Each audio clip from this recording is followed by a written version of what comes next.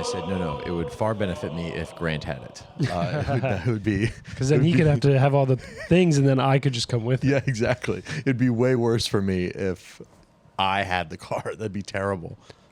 Dude, it fucking... They listen to your conversations and their texts and stuff. I got everyone, all these providers, companies and stuff. Sure. And I've been getting car insurance ads. Yeah, man. And I got mailed the car insurance thing from Progressive. Dude, they know, man. It's so evil. It's so fun. Well, they're probably guessing too based on your age. They're like, how old are you? 28, 29? 28, 29 in less than a month. Whoa. Yeah. That's very exciting. How are you feeling about that? I'm not really thinking about it, but I get on the day I will, reevaluate my life and where I am, and I'll go, fuck. No, don't worry. You got one more year in your 20s. That's true. How old are you? I got 40? 4 months, or I got 3 months Oh shit. left. How you feeling about that? Not great. not super hot about it. I heard it like kind of plateau. Like you hit 30 and you're like, oh fuck, and then you're kind of like, oh wait, this is fine. I think the rest of you, I think it will be fine. It is just kind of like all right, I wanted to, and I mean, to be fair, I've been thinking about this for the last couple of years.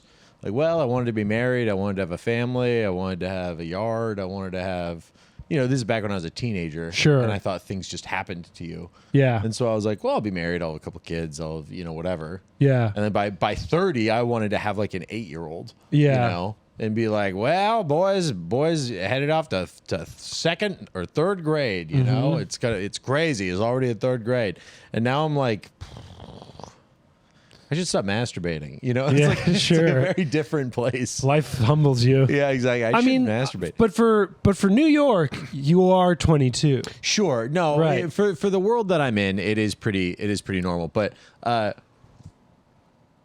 It's still going. Wow, that was. It's What's a bummer that Did wasn't you fart? whole time that I was leaning over. Whoa, that's Yeah. crazy. Did you try to draw it out, or did you just let it ride? I just wanted to cut it off before it became productive. Oh, nice. Clickbait, unsubscribed. Welcome to another episode of Call Him Father. When have we ever advertised as a foot forward pod? Have we ever advertised it? I don't know. I've teased. I've You've put done it up some a lot. hashtags. Yeah, I've done some hashtags. You've done some hashtags. I will say also, when you were hiding my dad under the foot thing, Yeah. maybe that's why they're calling it clickbait. That's 100% why they're calling it clickbait. But how 'Cause funny they're like, was there's gotta that? be a foot. Oh, it was very To funny. put a 6-foot foot. Yeah, that's funny. That's funny. And So, they were you just know- very upset. Yeah, listen, come on. I my mean- dad. It's my dad. You One of guys, my- we're not going to show feet when his dad is come on. sitting right next to us. We got to have some And frankly, tact. every time I show feet on this pod, it's incidental. I'm Yeah. not doing it on purpose. I'm never thinking, oh no, these people need to see. It's just I put my foot up on the coffee table. That's how I Yeah. sit. My grandma, my whole life, was telling me to get my feet off the coffee table. Yeah. Actually, my mom was, because my grandma was so polite that you Sure. could tell by her face. Was she polite or was she just 800 years old? She was 800 years old, and also she she'd die if she tried to express herself. Yeah, exactly. No, but she just knew it was not her house. She was living with my parents, so she did not want to put her rules on someone else's house. So grandma. she just waited. Grandmas are the best. She was very sweet. Yes. Yeah, I was thinking about because I saw that comment and I was like, dude, come on. But then it's Yeah. like, all right. I mean, we do play around with the foot thing. Of course. We of do course. love that you guys come and watch the video for 10 to 30 seconds because it is better than nothing. Yeah. But a little part of me is like, we can't really cater to these guys because can't do it too they're much. just going to leave us the second. They're not. They don't love us. They don't love us. They're just They don't know using us for our What's our bodies. name? What's our names? They just are using us for our juicy plantar fascias. Yeah, you're known as right. I'm known as left. Yeah. And that's it. And in black I am and known white. as right. What? I am known as right. Yeah, you are. Oh, right. dude, we're the devil and we're having in hell. Yin yang. Whoa. Yin yang. Yin yang. Yeah. Look who's wearing white.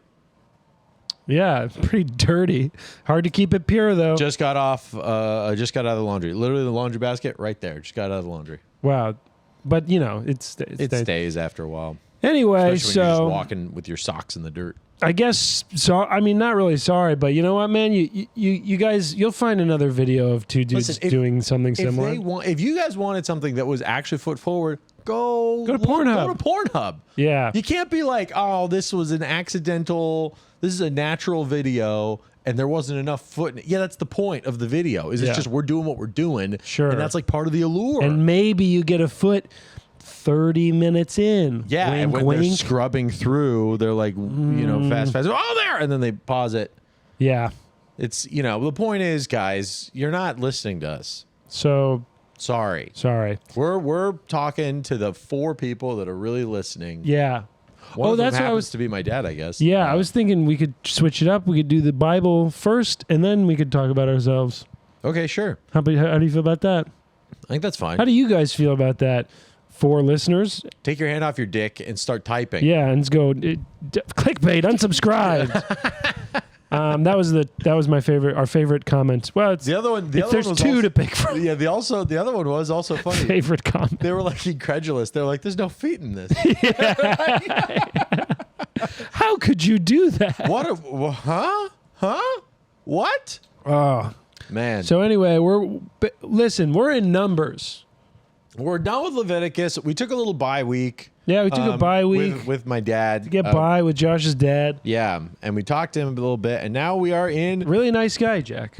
Good Christian he's a nice man. guy. He really likes you. He likes Yeah, you. He likes you a lot. I liked him. It was fun, and I feel like he liked doing the pod. Like I think he did feel too. like he No, had he did too. He was like excited by that. Because here's the thing, I knew he was gonna want to do it. I was Yeah. like, I asked him like as a formality. I was like, "Here, do you want to do this?" And he's like, "Oh no, I don't think I could." I'm like, "Okay, yeah, just come on and do it." And then he was like, "Oh, okay." Like it took him no convincing. And of course, he liked it. You know? He's like, "Oh, it's kind of fun." He was like, "I was listening to it. It was weird hearing my own voice." And all that stuff. I'm like, "Yeah." Did he at think first he it is sounded weird. gay? Because when I first heard my voice, I was like, "Dude, I sound gay." Like when I was a kid, the first time I heard my voice recorded, I was like, "I sound a little like lispy." How old were you? I can't remember. Let's say Like 13. 13? Yeah. Hey boys, come over to my place for a sleepover. Yeah, it was You're from a listening, like, mic. I sound kind of gay. Mm-hmm. Were you hanging out with your dad a lot? Maybe No, he didn't sound gay. he didn't sound gay. No, every time I told people my dad was gay, they were like, "What? Really?" Because he was like kind of a big, He was a bear. big guy, I guess. And there was nothing about him that was like effeminate or stereotypical. Whoa, interesting. Other than the husband, that was pretty. Yeah, that is pretty gay. Having a husband as a dude, gay. Gay. Even as a woman, sometimes gay. Kind of the husband. Yeah. Well, with my mom. Depending on listen, there are some. That's true. Yeah. And also, there are some husbands in my church. You could look around and you're like, Yeah, that guy's gay. that guy's gay. That guy's gay for sure. Yeah, sometimes it's like there's some gay people have like almost like a lighthouse effect, where it's like this is not for all boats, but the ones who are meant to land in this island, they can see it from a mile away. That's very true. I just was. Well, never mind. I'll talk about that later. Okay, numbers. We're on Numbers. numbers. Was the point of that? Yes, exactly. And book number 4 book of the number Bible. 4 of the 4 of the Bible. Pentateuch. So we are still very much in the Old Testament, and Jews are in on this book. They like this book. It's part of the Torah. They like numbers specifically. Well, they Genesis, Exodus, Leviticus, Numbers, Deuteronomy is all part of the Torah. Right. So they dig this. This is the. But then the stuff that comes, there's still more Old Testament after those books. Yeah. That whole thing is. They don't call it the Old Testament, obviously, because they don't have a New Testament. They call it the. Why am I forgetting? Oh, so this is Torah. This is laws, and Torah then is the first something 5. afterwards is The whole thing is the. Why am I forgetting what it's called? I'm forgetting what it's called. But yeah, it's the Old Testament that they have, which is all of these books too. the Jew book, the Juk. The Juk? I don't know. We'll call it the Juk. I'm very sleepy, so they're not gonna get the best riffs out of me. I gotta be honest nap with you. today. Great nap today, dude. Awesome. A good nap. That's where I see God. That's really where I feel Him. Yeah, well, he's there with you the entire time. Creepy. Okay, so Tell us about numbers. numbers. Frankly, it's named aptly. Yeah. There are a lot of this is about census and the division between the tribes, because there's 12 tribes, if you remember, off of the 12 sons of Jacob, or I guess the sons of Jacob plus the 2 sons of Joseph, Ephraim and Manasseh. So I guess it would be 10 and 2. Joseph doesn't have a tribe. Anyways, so the 12 tribes. So a lot of it is census taking, like how many people are in what tribe, how many warriors there are. Yeah, also, for the it talks army. about, I don't know how far in you went. This isn't that Just that a deep, but 5. Just to the jealousy law. Oh, okay, cool. My favorite law They talk so about far. how to set up the tribes around the tabernacle, which is also very pretty interesting. It's like, hey, these tribes are going to be on the north. These tribes are going to be in the east, the south, the west. Yeah, it creates like a box. Yeah, it creates a box with the Levites, with the section of the Levites being in between each. Well, we'll talk about that. So largely it's about kind of setting up before, like Leviticus is like how to purify yourself to be in the presence of the Lord. Now that the Lord is in your midst, in the middle of the camp. Yeah. Now, how are we going to set up the camp outside of that? Not just in terms of laws to follow, but just kind of like administratively, logistically, how are we going to get this done? Hierarchical and kind of power structure of how they set up as a nation and how they move as a roaming nation. Yeah, because they are nomadic for in like this 40 one, years. They're out of Egypt. Now they're going to the promised land. So how are they going to move as a nation to get there and keep God in the center throughout the entire time? And that's numbers. And to do that, to organize everything, you got to know how many people there are. And so chapter 1 of Numbers, God's like, how many of you guys are? How many little rascals do we have running around the ancient Near East? Around here. How many Hebrews are hanging around here? Yeah. And, historically, Jewish people love being rounded up and counted. That's true. So now but this is like them doing it by their own. Yeah, they on their like, own this is volition. This is like yeah. their favorite way of doing it. It's just like, well, let us count us. Yeah. That sort of thing. And then we'll exaggerate those numbers. Yeah, exactly. because I gotta say, whoa, there's 6 million. these are high numbers. There are a lot of numbers. Yeah. Okay, so this is the first verse, and this is also a fun thing to dive into. The Lord spoke to Moses in the wilderness of Sinai, still in Sinai, the base of the mountain, in the tent of meeting on the first day of the second month in the second year after they had come out of the land of Egypt. So it's been over 2 years since they're out of Egypt, still just hanging at Sinai.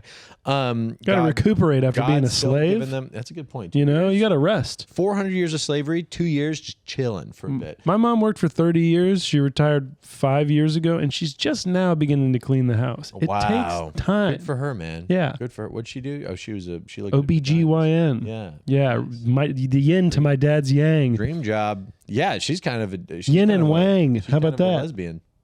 No. Well, no, but she looks at a lot of vaginas. Right, but the sheer amount of vaginas that you've seen don't make you a lesbian. By that logic, you would be neutral. You'd be bisexual because you've probably watched a lot of porn with other men's penises in it. It's probably evened out. Yeah. That's a good point. I should watch more lesbian porn. You should. No. Double sin. Does God care about lesbians? It seems like it's mostly gay. I've always wondered that. God's like, you talk about lesbians to God, and God's like, I never even thought about that. Wow. What do they? Even God's like, what do they do? What would they? What? They just kind of mush them together. They just push it. Just fingering and licking. What is this? What? Middle school? What are you talking about? I mean, you go for it. I guess so. It doesn't bother me as long as men's assholes are safe. It's like taking 2 traffic cones and just pushing the open sides against each other. You're like, okay, all right, yeah, that doesn't offend me. Fine. Because it doesn't say that anything about. No, I think it talks about women with women in Leviticus too. But it doesn't talk about it in Does it not talk about it in Leviticus? In Leviticus, I thought it did. I thought it just said men laying with a man. Well, that they were much more explicit about that for sure. But I also think back then, just the freedom with which women could move was so much less. It's just like women doing anything of their own volition. Like, what do you like? They would assume if a woman slept with a woman, they'd look at the husband and be like. Or dad or whatever, and be like, "Why'd you let her do this?" Yeah, it wouldn't be like, "Oh, now did this, you woman. need to kill these 2 women," or you as their the patriarch or whatever, you need to take accountability for it to some degree too. I don't know. Start putting pillows between your wives. Yeah, maybe. Yeah, because that is the thing. They'd be in like a harem. They wouldn't call it a harem, but anyways, I don't know how that would work. But no, I mean, I thought there was a verse. Anyways, so what does God tell Moses to do? What I was going to say is he's in the tent of meeting now. Moses is in the tent of meeting. All of Leviticus, he couldn't go in the tent of meeting because they didn't have a way to get pure. So he just built up the tabernacle, but no one could go in it. Go through all Leviticus, the purification rituals. Boom. Next scene, he's in the meeting. He's in it. He's in the tent. Oh, I didn't even notice that. So all of the laws that of Leviticus, they worked. He's in the tent now. Oh, nice. So before it's like outside the tent of meeting. Well, how do I get in? Yeah. All of Leviticus. Boom. Now he's in. How to set up your tribe. All of that. So it's kind of an interesting, just a little preposition there, and makes a world of difference. And then God told Moses, take a census of all the congregation of the people of Israel by clans, by fathers' houses, according to the number of names, every male head by head, from 20 years old and upward, all in Israel who are able to go to war. You and Aaron shall list them company by company. And there shall be with you a man from each tribe, each man being the head of the house of the fathers. So then basically the next rest of chapter 1 is a census of Israel's warriors. So basically all the people, this is kind of like, what are your fighting numbers? Yeah, because they're about to go into the promised land. And by the way, people, they live there or other people want to live there. And so it's a contested area. So they're going to need some hitters. So this is verse 44. All the verses prior are just, I'll read one house just to give the formula kind of. Of the people of Manasseh, their generations, by their clans, by their fathers' houses, according to the number of the names from 20 years old and upward, every man able to go to war, those listed of the tribe of Manasseh were 32,200. And it's basically that exact formula for every house. So it's like of the people of Benjamin, of the people of Dan, of the people of Asher, of the people of Naphtali, like that same formula, then just whatever number at the end. Mm-hmm. And then at the very last, towards the end, so all those listed of the people of Israel by their fathers' houses from 20 years old and upward, every man able to go to war in Israel, all those listed were 603,550. 603,550. So 600,000, about a tenth of what was taken away from us too soon. Also, on a different, speaking of numbers that could have been exaggerated, this would put them, while they are leaving Egypt, at like around 2 or 3 million people in total, which is... Oh, right, because this is just fighting. This is just fighting. Yeah, this is just men. Yeah. Which is... The people are skeptical about that, let's say the least. One, that's probably about the size of the entire country of Egypt that they left. And two, and this is a very broad statement, but like the land and just the thing that I can remember from my research is that like the land could not have supported 2 to 3 million people. In Egypt or here in Sinai? In Sinai, where they were living. Well, that's what's interesting. What do you mean by the land? Like where they were living could not have provided the resources for this many people. Okay, I was going to say this earlier, but also talking about how were they getting their food, right? Manna was dropping from heaven every morning. It was miraculous. Right. So this idea of the land couldn't sustain the food is like, yeah, probably, but the idea is that God provided food for them every morning via manna. Yes. So if you don't accept that aspect, this number is contested by scholars. Sure. I mean, totally. Sure. Because it's seen as a redaction during the exilic period by if you have those 4 authors, the priestly authors, as a way to make it seem like, hey, remember, we were once this very powerful, numbered tribe.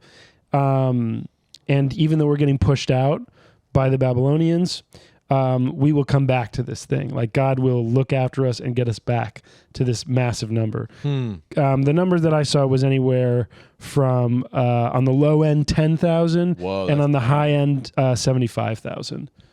75,000 is still a chunk. It's a chunk, but that's total. Right. Yeah. It's a chunk, but it is a tenth roughly. It is nowhere near the amount that they are saying here. 600,000. And also, there's some archaeological studies that they were allowed that help them find numbers to make estimates. But again, it's all you're digging up a lot of dirt. So yeah, there's kind of interesting. Have you seen that the archaeological videos on YouTube about like Sinai, like people that were at the base of Sinai? No, it's very interesting. People are like, oh, we think we found where the tribe of Israel was back in the day. Yeah, because like they have a pretty precise area that they were. There's got to be a lot of. You'd think there'd be a lot of evidence. I'm not saying there isn't, but I haven't seen any of these videos. Is there like a lot of? Have they found a lot of stuff from? I think they found some stuff. They found like drawings on rocks and stuff like that. Oh, okay. And like dreidels everywhere. Yeah. There's big school buses with Hebrew on the side. They dig up a stop sign that has a Messiah sticker. Do you know anything? Like, what the hell? There's They like found a big old hat. Yeah, there's flip phones, 30 feet. Do you know about that Messiah guy? No, I don't. I looked him up once a while ago. Oh yeah, that's not worth talking about now because we don't know about him. But Exactly. that's worth looking up. It's funny walking by like constantly like seeing pictures of a guy who's like, I'm the Messiah, and just being like, I'm not gonna look into that at all. Dude, well, yeah. I mean, that's what's interesting. That's what makes Jesus so interesting. Is because when Jesus was coming around calling he was the Messiah, a lot of people were calling themselves the Messiah back then. He wasn't like the only dude that was like, I'm the guy. Because it's prophesied, right? Like it gives you an open door for people to be like, actually me. Yeah, exactly. Totally, absolutely. Which is why Jesus is kind of the only one that claimed to be the Messiah that stuck. Because there were other Christological figures back there. Or I should say why? Because he's willing to die for it. Oh, I'm sure other people died for it. Sure, but he had a good PR team. Good PR team. Also, he died for it and then came back to life for it. No one's done that. No one else done that. That's Only person true. to die and then also come back to life for it. Lazarus came back to life. But he was raised by Jesus. Yeah. So it wasn't like he did it on his own. Right. Which Jesus was raised by. Where's the prophecy for the Messiah in the Old Testament? Do you know? The first place, hold on, let's get a, hold on, let me put my bookmark in here. Oop, bookmark. While he's doing that, here's that. Oh, To, provide Nice and some even. background to keep you entertained, to keep you engaged. Okay, yeah. Okay, the Lord said to the serpent, to the woman, he said, where is it? I know it's Genesis 3. Whoa. No way. Yeah. We missed that? I missed that? No, we didn't miss it. I don't remember that? Oh, we went through. I guarantee you I mentioned this. Yeah, you're looking for every fucking opportunity to bring up this Jesus guy. The Lord God said to the serpent, if you need a refresher, Satan, who tricked Eve into eating the fruit. That was Satan? Yes. Oh. The serpent. Because you have done this, tricked Eve, cursed are you above all livestock and above all beasts of the field. On your belly you shall go, which a lot of people think, oh, they must have had feet back then, which is why if you see renditions of snakes, the snake in the garden, sometimes they have feet because it's implication there. Right. Or inference. Just a lizard. Yeah, exactly. Whoa, they had it's like, yeah, that's just another lizard. Just a lizard. And dust you shall eat all the days of your life. I will put enmity between you and the woman, and between your offspring and her offspring. He shall bruise your head, and you shall bruise his heel. That is the first prophecy regarding Jesus, who was ultimately Jesus. He shall bruise your head, and so that's saying a guy's shall going to bruise your head, and he shall. That's saying a guy's going to come back and bust up this snake. Basically, the idea of this Satan who is I mean, if you were going to go full Jordan Peterson right now, you'd start crying. You'd say it's symbolic of so much, all of this stuff. Yeah, you talk about trans people. Right, exactly. Like, how does that have to? Well, because he's transitioning from legs to no legs. Whoa. And so he shall bruise your head and you shall bruise his heel. Basically saying Satan will come in, or Jesus will come and crush the head of Satan at death, the deceiver, the accuser. Sure. So that's like the first prophecy of that. Is the prophecy of Jesus. Immediately after they're pushed out of the garden because of their sin, God says, I will win you back. This is how that will happen. Okay, I will put enmity. What does that word mean? Strife. Like, I will put enmity between you and the woman, meaning the snake and the woman, and between your offspring and her offspring, between the snake, the devil's offspring, and her offspring? But I'd imagine, I'm sure demons. And then her offspring, he shall bruise your head. Yes. And you, but that makes Jesus sound like, well, I guess he is banning God. I don't know. Yeah. Okay. And he shall bruise his heel. Interesting. Yeah. So that was the first wouldn't have read prophecy that way. Of Jesus. Anyways. Okay. So basically, what were we talking about? We're talking about the numbers. We're talking about this. Also, this isn't even all the tribes. This is 11 of the tribes. Because the Levites, they get left out. They're not going to war because they're priests or whatever. So the lucky Levites, they get to just tend the grill and collect shillings. Yeah, and but they do have to move some shit. These guys got to pick some stuff up. They got to move some stuff. And also, they have a very high standard of living that they have to live to. Like, they have to remain clean. Imagine if you go to war, you're not clean anymore. Sure. You're staying at a camp, you're in a trench, you're masturbating with your friends. You know, you're not a clean person when you're doing that. So, like the Levites, who are our intercessor between man and God, they need to stay clean. It's most wars. What? Guys masturbating with their friends. Trenches. You think that didn't happen in World No, War? I'm Yeah, telling you, absolutely. from what I've heard, that's a lot of it. Yeah, that's mostly what it is. I'm agreeing with you. Yeah. So I think, you know, the Levites, in order to stay clean, you don't go to war because you'd be dealing with dead people, you'd be dealing with blood, feces, all this stuff. So the Levites not going to war, they're hanging back, they're staying clean so that they could intercede for the sins of the people. Yeah, the sins of like doing all that killing. Right, doing all the killing, or well, also, but that's the thing, it's not even necessarily the sins; it's also just the uncleanliness, right? Sure. Like if you get your hands dirty, it's not a sin that you got your hands dirty, but they are dirty, Right. And so it's like I touched my friend's dead body. I'm unclean now. I didn't kill him; somebody else killed him, but I'm still unclean because I took his body back in, you know, a triangle Israeli flag or whatever. Right. Back then, I don't know what that would look like, or Star of David. How do you fold a flag into a Star of David? Maybe. I don't know. That's high level Jewish origami. Yeah, that'd be really hard. Yeah. Torahgami. Torahgami. Yeah. Nice. This guy took a nap. He's ready. I'm ready. So anyways, that is that. So basically saying the Levites are exempt. I'm pretty proud of Torahgami, I got to admit. Torahgami. Yeah. That's cool that you're doing a callback to 4 seconds ago. I'm just happy. You're still living in it. Oh, man, You're let me living in the enjoy my moment. shit. Yeah, you're right. You enjoy this stuff. Let me enjoy I'm talking about the word of the Lord, and you're like, I got some puns that are holding me over, and they're pretty good. Well, maybe he was speaking through me when he said, say Torahgami. Say Torahgami. That will rip. And then you go, huh. By the way, me looking up how to do that voice effect for that clip, way too long. Dude, it's cool to I figure am out, though. retarded. It is fun to learn. It was fun to learn. You're right, but it was like, I am so stupid. That is one thing where it's like that. I like when there's this equivalency of like why we're sons of, or like not sons, or like offspring, or made by God, and like he put us in, is like our love to create and find out new stuff. Yeah. He must have been having so much. As someone who makes like build stuff for a living, like doing the tile job, I envision God like being like fucking up and be like, God damn it, I want to quit. And then, he finishes the ocean. He's like, all right, that actually looks pretty good. Ocean's cool. Okay, Ocean's cool. That turned out a lot. I had to watch a lot of YouTube videos. How to do this. But you know what? For the first time, why do they do an intro? that to every is video? not bad. Just scrub faster. I don't care about what Go to you're trying to sell. most replayed. Right. Right, there we go. Okay. Okay, number 2. You want to talk more about one? Yeah. So this is the arrangement of the camp, which is what I alluded to earlier. Yeah. The people of Israel. Okay.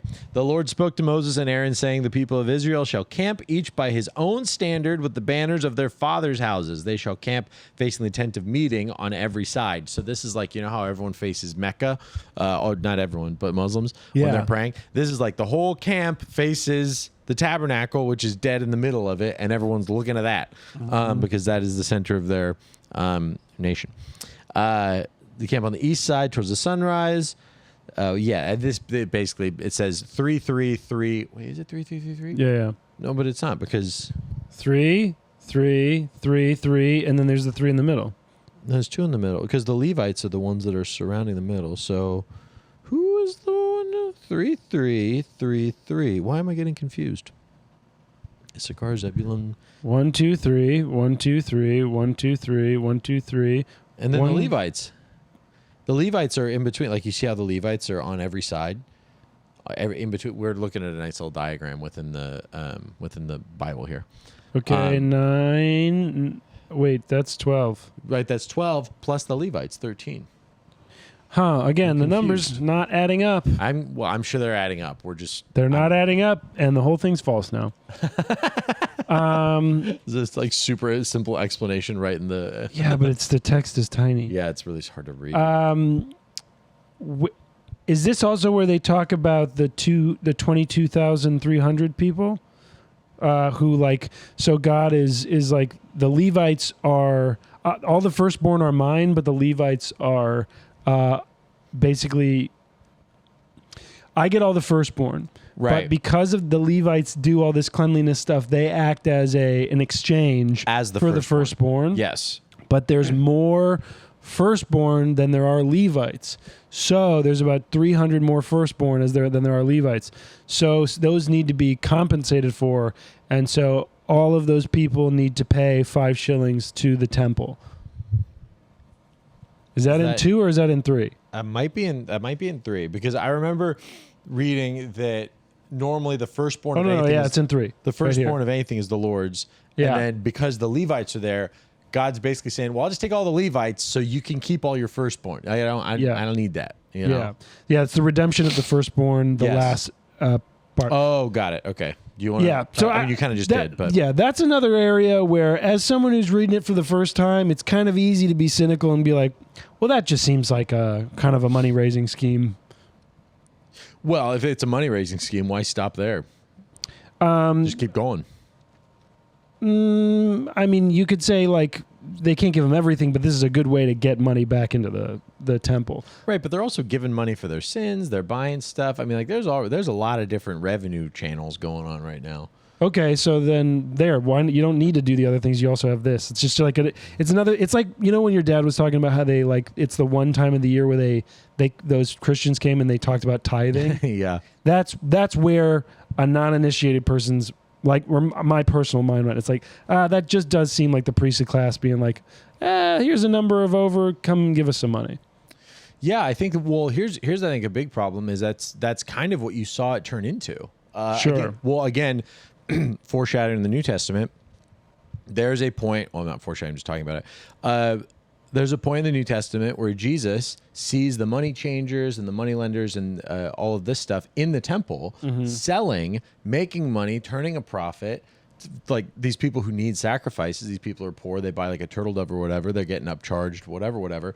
Jesus sees the abuses of these laws going on, and he goes in, he turns over the tables, he makes a whip of cords. He's like an angry fella. Yeah. He's going around going crazy. He makes a whip of cords. He's not whipping anybody. He's whipping people. Sure. Whipping people saying, get out of my father's house. Oh, whip me, Jesus. Get out of the temple. You think there was one guy? There was for sure multiple guys. In a temple? Oh, no. Are Levites, they are allowed to have sex. They're allowed to have wives and stuff. Yeah, they're allowed to have wives. But just this idea of like, yeah, there is abuse of this going on. Sure. Like, and I mean, you see abuse of the priests. Like, they're some of the worst people in the Old Testament are the priests who are supposed to be the intercessor. And they're like, oh, yeah, they just made sacrifices to other gods. They just kind of stole money from the temple. Sure. Like, there's abuses all over the place, which just shows the fact that there is still a need here. This is not a system that we can even function perfectly within. Yeah, the practitioners aren't perfect, even if the system is perfect. Exactly. So you could set up something that, if done well, is beneficial for all. But if the person running the system abuses it, well, then you're cooked. It's just that all the other, in the stuff before, any firstborn, any sacrifice is done with like food. Yeah. And so this is like, from my memory, like the time when it's like just money. That's where alarm bells go off. Well, it's not just money. I think it's. Oh, for the firstborn, you mean? For these firstborns, it's like it's animal and money and the 5 shillings. But anyway, so that's the redemption of the firstborn. The duties of number 4, duties of the. Hit me up with that word. What?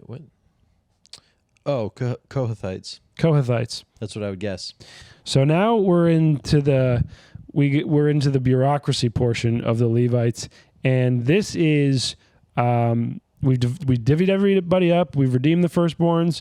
Everybody's counted. Now it's, what about the Levites? What are they going to do specifically when it comes to the moving of the tabernacle?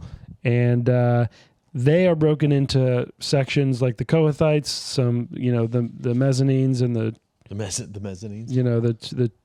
The Tropicanas, the aqueducts, and they some of them hold the actual holy of what is it called, the covenant, Ark of the Covenant. Some of them hold the curtains. Some of them hold a lot of this stuff has to be wrapped up in other shit, because if they touch it, they'll die, right? Because of the purity and stuff. Which how do they take that? Because you can't go into the Holy of Holies. So do they like take away the like support so that it falls on top of the thing? to like catch the Ark of the Covenant so that no one dies. It'd be like throwing a blanket on a tiger. That's what I'm saying. You're just like, okay, Yeah. and you just kind of throw it over there. I truly don't know. I don't know how they swing that. But there's a story later of a guy that the Ark of the Covenant is on a cart. Being taken and like a shopping cart. Yeah, on top of a bunch of cans that are being collected. Being pushed by a homeless guy. Who's the oldest Chinese woman ever. It's the humble that take care of the Ark of the Covenant. Nice. And so it's being pushed, and then it goes over a rock or something. Like the cart breaks, and so it starts to fall. And then someone to catch it or steady the Ark of the Covenant touches it to like catch it, and then he dies on the spot. How do they die? I was wondering that. They just fall over or they explode? Yeah, that'd be great. They just disappear. Did when they say he touched it, did a massive gold thing just fall on him and he was crushed to death? Like he touched it. Wow! His skull caved in. Oh my, God's power! I can't believe he touched that. I think that might be the other big G is gravity on that one. Yeah, gravity plays a lot. Yeah. Gravity's got a lot to do with a lot, frankly. Jesus would have never come down if it wasn't for gravity. That's true. That's a good point. Also, him ascending wouldn't have been as impressive. Had it not been for gravity, which is the normal way of things, is going down. So when he goes up, you're like, well, that's not normal. Damn. It's crazy. So the duties of do you want to get more into the specifics? This is not that interesting to me, to be honest with you. I do think, though, that the fact that it is so specific. Yeah. And that there is a purpose for each. It's like, okay, this is your job. This is what you do now. This is your gig. Yeah. Stick to, get this done. You know what I mean? So I think the fact that, I don't know, that I guess you could extrapolate it and be like, we're called to do something. Like these people were called to do something. Mm-hmm. You know, these people weren't like an accident or, well, I guess you can kind of do whatever. You're not running around doing like, well, I guess I'll go help with them over there. I'll go do this. Yeah. Over there. It's like God had a very specific thing in mind, and we kind of mentioned it already. It's risky. It feels risky to be like taking down the tabernacle, to be doing all this stuff. Right. Because you're like, this is scary stuff. Sure. Which is probably why, because there's such an intricate process. It's like, hey, I'm curtain guy. I can't be rod guy because I don't know how they do rods over there. I don't know how they do that. I'm not risking it. It's too scary. I might die. It's just a bummer you're born and you're like into the curtain family and you're like, but I want to be an influencer. Yeah. No, you're here for curtains, man. I want to sell ads for him. Hey, shut up. Your father's a curtain guy. His father was a curtain guy. But it's my dream to sell boner pills and hair therapy. It was my dream too. Oh, I said goodbye when I married your father. You're a gay guy? I thought that wasn't a woman. I'm being a woman. Oh, sorry. You have a mustache. What? I'm not good at it. Imagination. Listen, I don't know what you do. You're a curtain guy. That's your whole life, you know? That's what you got to do. Damn, that's tough. Yeah, it is tough. I mean, that's what so many people think still in life now. Yeah, that 100%. Like my grandpa for sure thought that way. I think my dad kind of thought that way. Like, I'll just go be an engineer, you know? Yeah. Kind of you go to college, you get major in math, and then you kind of just get a math type job. Yeah, versus following your passion. What we're doing? Yeah, is that that's what you're saying people are trending towards now? Oh yeah, a lot more people are like, well, what do I want to do? Which I think is good. But you know, back in the day, people. But it seems like most of what people want to do, and this is also because of our circles, but it seems like most of what people do is not highly good for society. No, we don't want to. No, no, it's very selfish. Yeah. Yeah. Well, I want to be happy. And it's like, okay, cool. So what I'm going to do is I'm going to create a YouTube channel where I just constantly chat GPT the most meaningless questions of all time. And I'm just going to see how much water. Are you describing how I do research for this? You should do a sub YouTube channel of you doing research for this. It's just like, yeah, I'm just going to consume resources for things that really don't matter. I was thinking about this today because it was like some like Hope Core type video. You know what I'm talking about?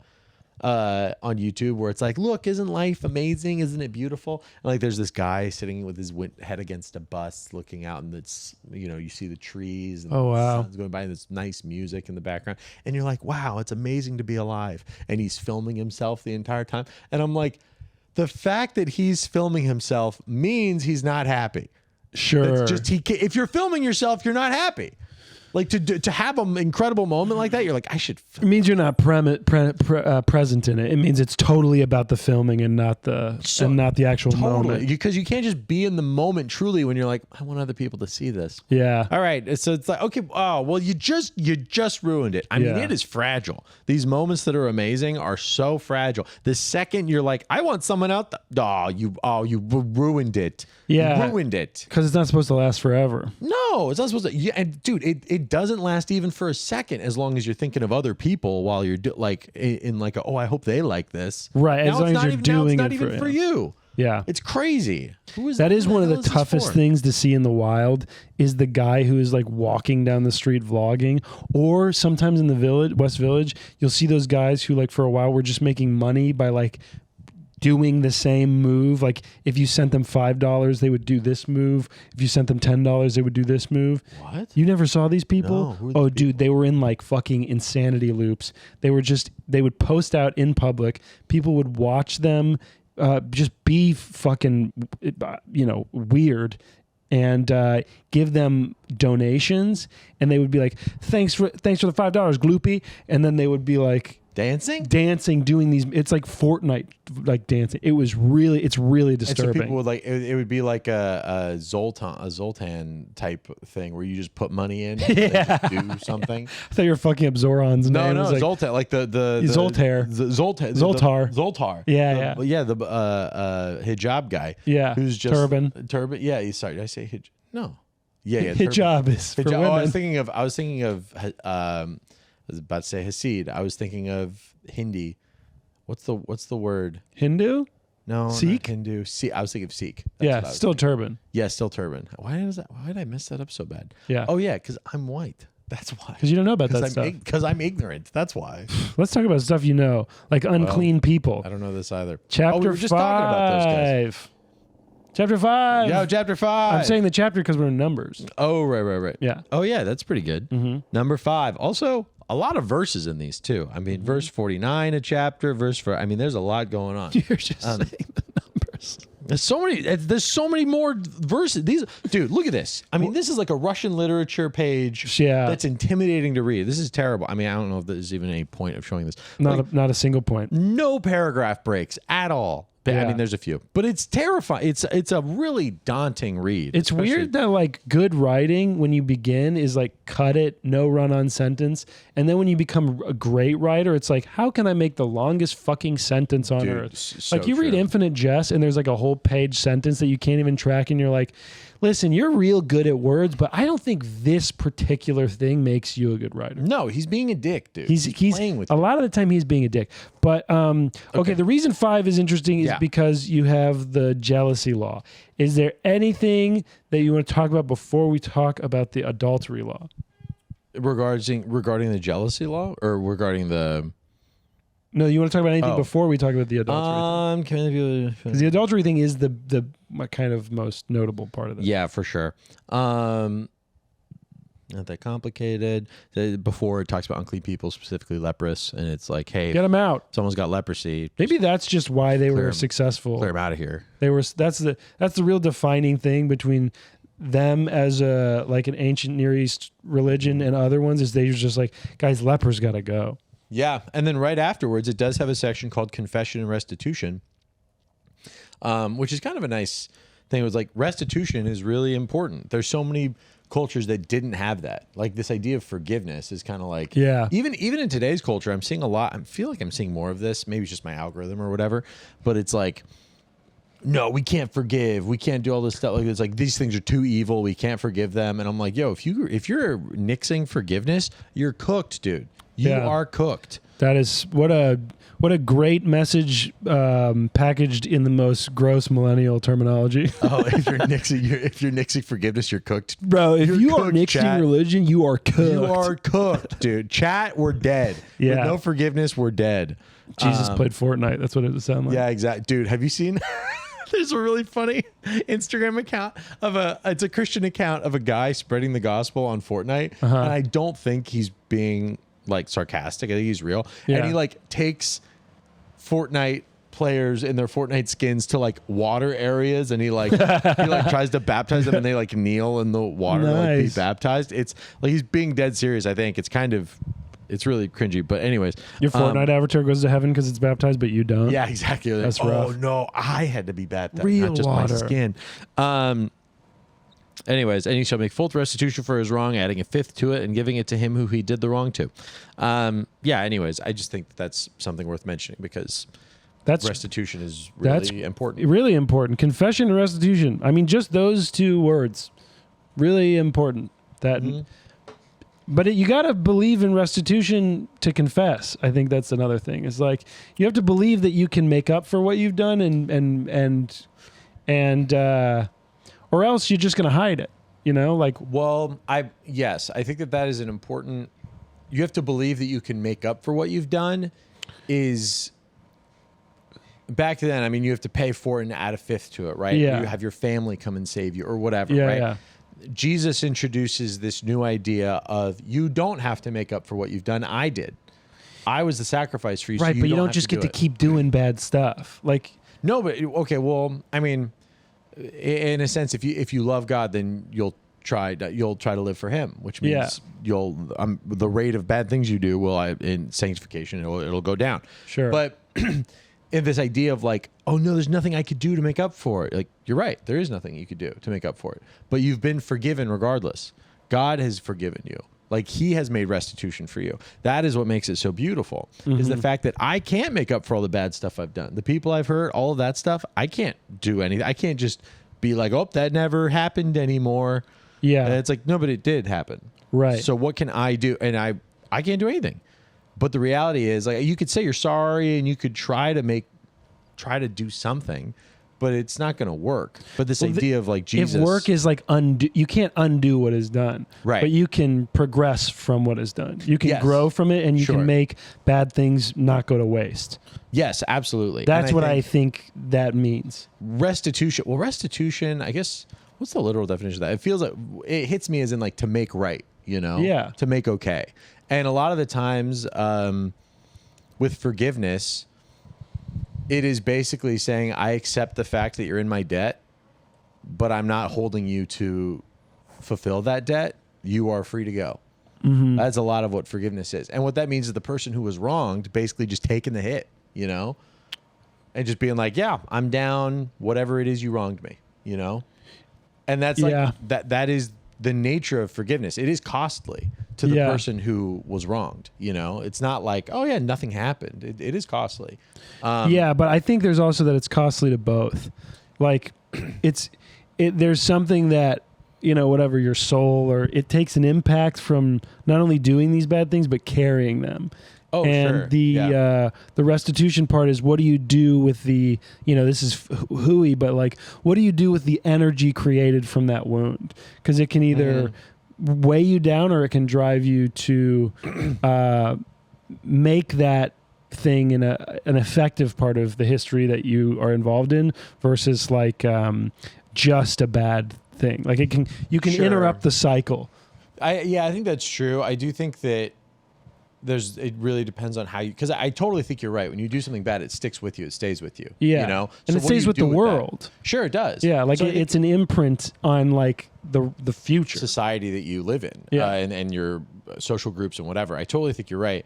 But I also think if your goal in life is to, I did this bad, terrible thing. Now I'm going to do this with my life that is good in order to make up for the bad stuff. I think that if that's how you're living your life, that actually is still an insane burden that you're under, because you're still under this pressure of the bad thing that you did that is pushing on you, that makes you do the good thing in order to keep it up. You know what I mean? And I think it's a lot of intention. Yes, and I think that being forgiven takes that burden away from you. Mm-hmm. And then because you've been forgiven, when you really understand that changes you. You're like, wait, I don't have this burden anymore. That changes who you are. So you end up doing probably the same thing you would have been doing, but with the freedom of, I don't have to be doing this in order to be saved. I already am saved. And I think that freedom changes everything, because someone's like, I have to do this because I messed up, and so I have to do this in order to make up for it. Mm-hmm. That's a totally different attitude than, no, I don't have to, but I choose to. I'm saved regardless, you know? Yeah. I mean, for both sides, like the intention behind that is more effective. Like it makes the you're right. Like you will, if you are forgiven in this way and you accept it in this way, it will most likely, you will just want to do good things because of that. Right. And you'll want the other connection people. that you get from that, being imperfect and being accepted that way and being able to move on that way. Yeah. So yeah, I think we agree the language is just weird. Yeah, maybe the language is a little different, but I think does that tie into the jealousy? No, this is just funny to me. Oh, okay. Well, this doesn't. What's funny is basically if a man gets jealous and feels that his wife has cheated on him, they will go to the priest in the tabernacle, and she will be tested. And the way she will be tested is she will drink water with a little bit of dust from the floor and some other stuff, and then some sacrifices will be made, a little bit of roofie. And if she gets sick from that, she will no longer be able to have children, and she will be seen as guilty. And if it turns out she was not guilty, nothing will happen to the man. Nothing will happen to the man? Or the nothing woman? will happen. Well, does anything happen to the woman still? No. Oh. It's just like, if you accuse, okay, that's fine. But if you get caught and you cheated, you're fucked. Imagine how stupid you look as a guy. If you're like, you cheat on me, and then she just drinks the water and then nothing happens, and you're like, you made that whole hubbub, made her drink dust water, Sure. and then nothing happened. You look like an idiot. You feel silly. Yeah. She gets pregnant, which, by the way, is like a huge sign of blessing back then.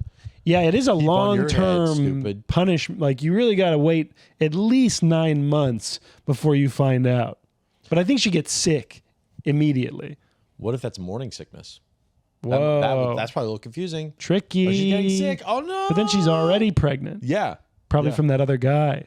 That she cheated on him with. Can you imagine the confusion, the emotional confusion of she okay, so here's how it goes.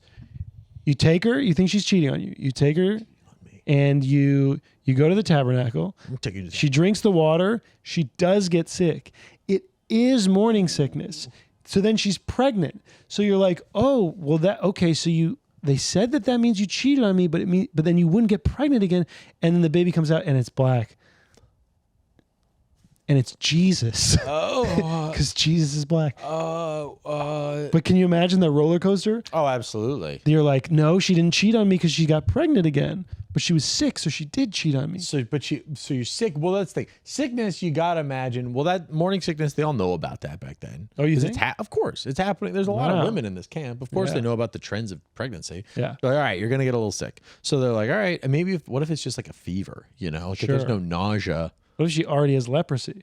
Don't be sleeping with a leprous woman. You kidding me? Sometimes you don't. I don't know how it shows. Catch a leper's spots?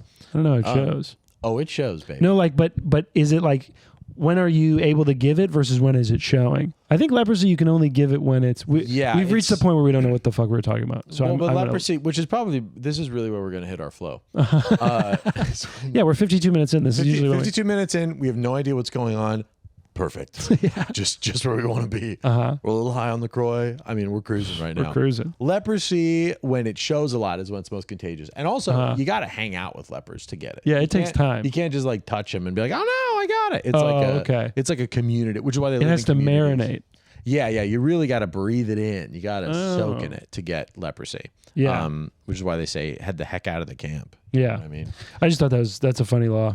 Drink this dust. Drink the dust, and if you're good, you're good, and if you're not, well, we'll know. Yeah. But also, that does show like people who are not having kids generally are like they're looked upon as like cursed. Like, what'd you do? And then we see that a lot in Genesis with I mean, almost Rachel all the or women, Rebecca? with basically all of them. I mean, Sarai first didn't have Isaac, and then Isaac marries Rebecca, and then Rachel, who doesn't have a kid for a long time. I mean, like, and it continues through scripture of these women who just can't have kids, and everyone's like, ooh, you're a cursed woman, you must have done something bad. Yeah. And it's like, well, their name is in the Bible, so they're going to be memorialized forever. Sure. So Satan's taking so Satan, well, he's the bad guy. You're not going to just not mention the bad guy. I mean, you got to know the bad guy. he did some bad stuff allegedly, and he's in the Bible. Yeah, but he's not being, it's not being cast well. Sure. He's not being like Satan, good guy. Like I'd rather be famous for being the worst person of all time. Like, no, that doesn't make any sense. I feel like that's what Hitler did. Do you think that's why he did it, for the fame? Kind of. Just to be known? He was an art guy. He's an art school guy. He's pretty dramatic. Yeah. Good presenter. Okay, we don't need to get into this. Chasing the fame. Every angle of Hitler is like, well, he was a good leader, though. It's like, he was a great public speaker. That's Really? Are you kidding me? That's like every open mic premise of Hitler. Oh, I don't pay attention to like, open mics. The man knew how to lead. Yeah. I'm not saying he was a good guy. I'm just saying he knew how to lead. Oh, I've never heard that before. You haven't? Are you serious? Many times. Shut up. You retard. Okay.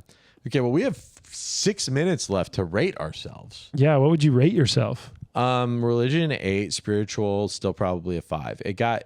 Earlier this week. I was cruising. It was good. Nice. Started writing more again, being more intentional with my prayer aspects. And so that was good. I think I do need to be more mindful about what I eat, because I do feel like that's actually tied with my spirituality. Everything is. You're a spiritual being. Yeah, that's true. So yeah, I think I gotta pay attention to what I eat and eat and clean and stuff like that. So you do feel a lot better. Yeah, I guess. That's the problem. I eat so bad all the time that when I continue to eat bad, I'm like, I feel normal. And little do I know that normal is bad. If anyone else felt how I felt, they'd probably be like, oh, what's wrong with my day? And I'm like, it's a normal day. Dude, that is one thing I'm looking forward to with like the future, is when we can take a chip out of our head of like how I'm feeling and I can put it in your head. Give me out. Yeah. or you're just like, oh, you're being a pussy. Yeah. Sure. But the thing is, you'd need a second slot because you'd still need your perspective. You'd keep it. Yeah. It'd be a multiple port. Yeah. Because you'd need my perspective still in there. Yeah. Plus your perspective. Yeah. And then I'd be like, oh, Grant, what the hell? Really? That's why you can't get out of bed? Are you kidding me? Okay. I am going to give myself... I'm going to keep it at 6 with the religion. I don't really have anything new to say about that. That's okay. But I really do believe in a structured spiritual practice. That's great.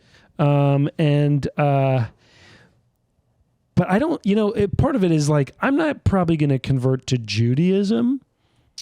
Yeah. I mean, they don't want and you we're either, in the Judaism thing. Yeah. So maybe when we get more into the Christianity part, which I guess it all is, but once I see it from the Christ angle, sure, I'd be more open to like, okay, more towards, maybe my rating will get more specific towards Christianity. Sure, yeah. In terms of if I'm going to rate on my, right now, how much I believe in Judaism, not really. Okay. Being compelled via what we've read so far. To be a Jew. Yeah, because the Jews, again, there's a lot more to Judaism because I mean, they're not sacrificing at the temple anymore. They're doing all that stuff. I don't know. Again, I've said this many times. I don't know how the hell they got out of that. I don't know why they're not doing it. It's because of the destruction of the temple. Destruction. And then a lot of rabbinical Judaism has tried to focus more of the practice and the sacrifice towards prayer and leading a spiritual life and a pure life than it's basically like it's outdated. We don't need it anymore.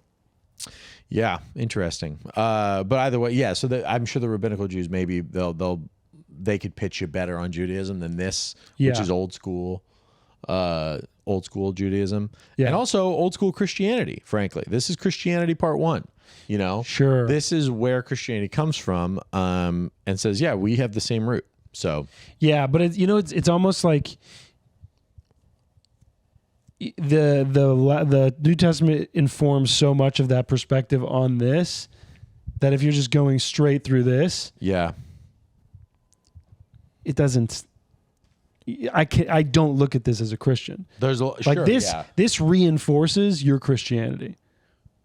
Because you can look back and it goes, oh, this points to Jesus, and this is he made this better, and he died so we don't have to do this anymore, right? Yeah, I'm just like, what? If you look, dude, there's videos and stuff on YouTube talking about like cross sections and cross references within Scripture, and it's like cross references within the Quran, talking about like from this to a time in history or to the earlier times in history, or like prophecies fulfilled or whatever. Yeah, and then it'll have the whole timeline of it and like an arc from here to here. It is like thousands of references in the New Testament referencing Old Testament things. It's like the cross references are insane. It's like one of those arguments for Christianity's truth is like the miracle of the Bible in terms of how cohesive it is for being written by so many, like 66 different books written by so many different people. Sure. It's like, how edited and translated. Yeah. How is it so cohesive still? This doesn't make sense. That is like the miracle of the Bible. I mean, that's probably where a lot of the effort has gone. In terms of making it cohesive? Yeah. Sure, theoretically, but also it's written even at the same time, like talking about New Testament stuff. Like there are other things that are written over each other that are cross-referenced. Yeah, it's one of the things that definitely speaks to this, like why it's such a successful set of religions is because it's compelling. A lot of effort has gone towards making it cohesive. And then spirituality, I'm being more focused with my spiritual practice. I've got a morning routine now that I've been doing for a little bit. Nice. A little meditation, little prayer. Cool. And it's a really great way to start off the day. And also, it feels like I'm connecting with, I'm a little bit more present. And I think that's a big part of spirituality, at least for me. Sure. Yeah. And so I would say 7.5. Whoa. 8 seems too strong. Pretty good. But that's an hour, so we're going to end right now. Okay, yeah, we can end. We're just over an hour. We got to end right now. Definitely don't have anything else to cut out. I don't think so. Perfect. All right, that's been another episode of Call Him Father. Goodbye. Goodbye.